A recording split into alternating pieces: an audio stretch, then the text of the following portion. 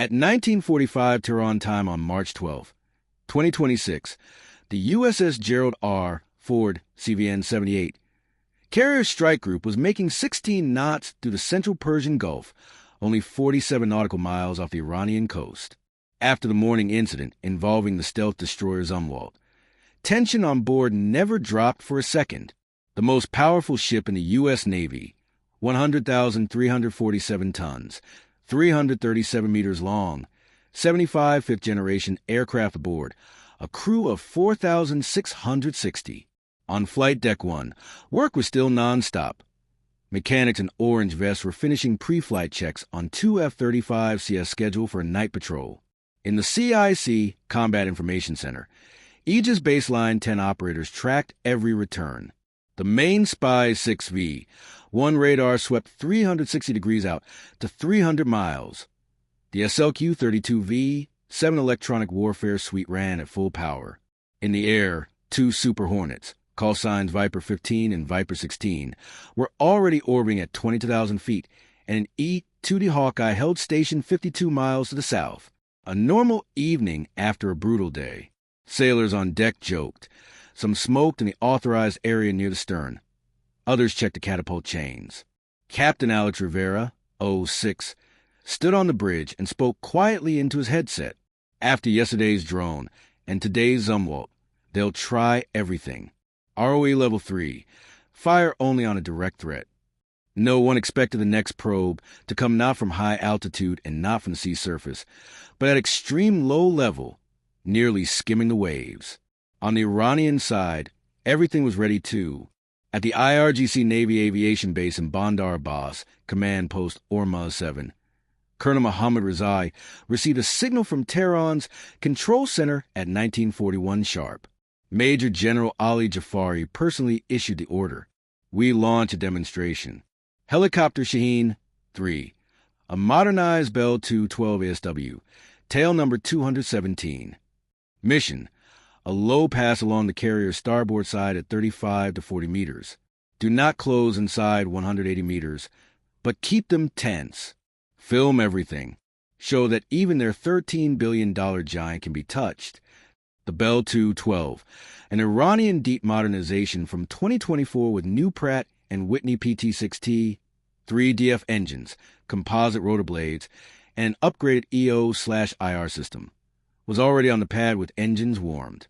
Pilot Captain 3rd Rank Hossein Farhadi and Gunner/Observer Senior Lieutenant Cameron Najafi jumped into the cockpit. Two 12.7mm M3M machine guns were mounted, purely for show, no ammunition loaded. The mission was a clean demonstration. Takeoff at 1943. Altitude immediately dropped to 15 meters above the water. Speed 140 kilometers per hour. Course 215 degree. Straight toward the carrier. At 1947, Ford Spy 6 caught the first trace. Radar operator Lieutenant Emma Rodriguez reported calmly. Air contact low and slow. Altitude 42 meters. Speed 140 kilometers per hour. Range 68 miles. Bearing 041. Classifying as a helicopter. Signature matches an Iranian Bell 212 or SH-3. In the CIC, the first reaction was routine. Targets like that appeared almost daily. Iranian helicopters patrolled their territorial waters. Captain Rivera ordered, track it. Viper 15 and 16 visual ID. Phalanx and CIWS are ready, but weapons hold. The two Super Hornets turned and began closing, but the helicopter kept dropping, 30 meters, 25, 18 meters above the surface. It held the carrier's line as if it knew every wave. At 1951, the target was already 29 miles out. The E-2D confirmed. Sky 7 has visual through EO/IR. It's definitely an Iranian Bell 212. Underbelly camera and transmitter antenna visible. Flying extremely low, using wave clutter. Tension started to rise. On the flight deck, the watch officer Lieutenant James Kelly raised binoculars and froze. I see it. On the horizon, just right of the bow. Red lights, it's too low. Sailors dropped tools. Someone grabbed a phone. Someone ran to the lifelines. The U.S. flag on the gaff stirred slightly. The helicopter was now visible with the naked eye, a small dark shape against the evening sky, almost merging with the water. In the CIC, Rivera raised his voice.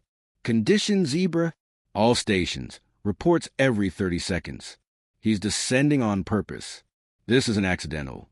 Range, 14 miles. The helicopter dropped to 12 meters above the water. In the cockpit, Farhadi spoke calmly on an open channel, so the Americans could hear. Center, Shaheen 3. I'm at 10 meters. I can see their deck.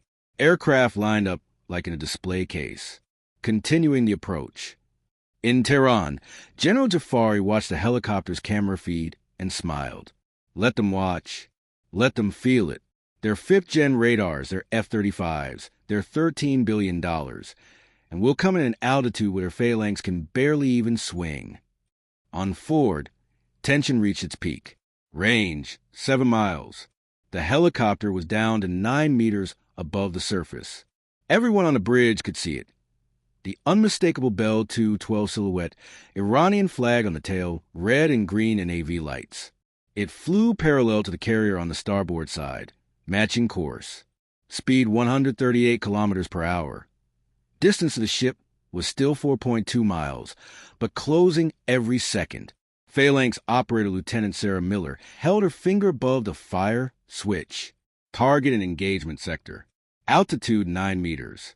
If he maneuvers or drops any lower, I'm ready. Captain Rivera snapped into the mic. Hold fire. Repeat. Hold fire. This is a demonstration. One shot, and we lose the information war. The world will see an American carrier gunning down a civilian helicopter. At 1956, the helicopter entered the critical zone, 2.8 miles, altitude 7 meters. Now you could hear it on deck, the distinct thrum of the twin turbos. Sailors at the stern went still. Someone shouted, "He's coming straight at us." Farhadi, quietly to his observer, "Camera on. Film the deck. See their faces? They're shocked." The helicopter began a smooth turn to pass exactly along Ford's starboard side. Distance to the hull fell fast.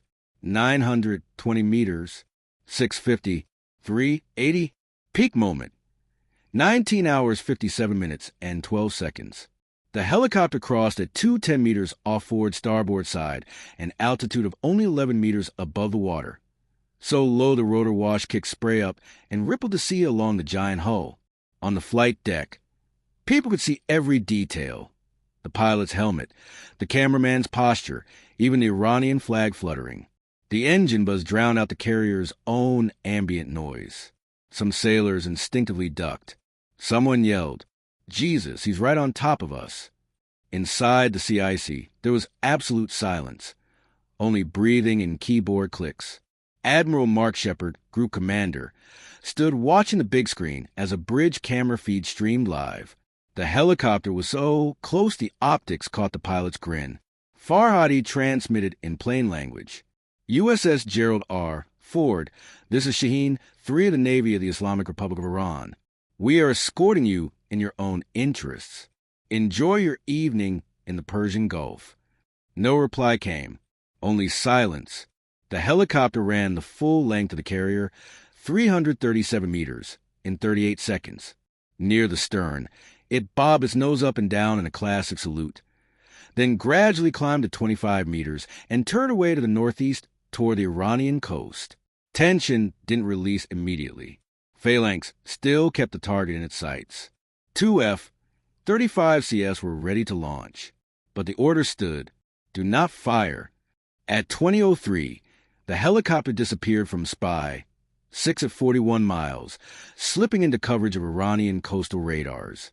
In the CIC, Rivera exhaled and said quietly, "Put in the report. Iranian helicopter passed 210 meters off the hull at 11 meters altitude. We did nothing, because we couldn't." At Tehran's control center, General Jafari stood and patted his operators on the shoulders. "Today we showed that even the most protected aircraft carrier on Earth can be touched by hand. $13 billion, 75 aircraft, thousands of missiles, and one old Bell 212 made them freeze. The entire run took 18 minutes 47 seconds. Iran lost, nothing. The U.S., another hit to reputation, and another jolt to every nerve aboard. On the flight deck after stand down, people didn't disperse for a long time.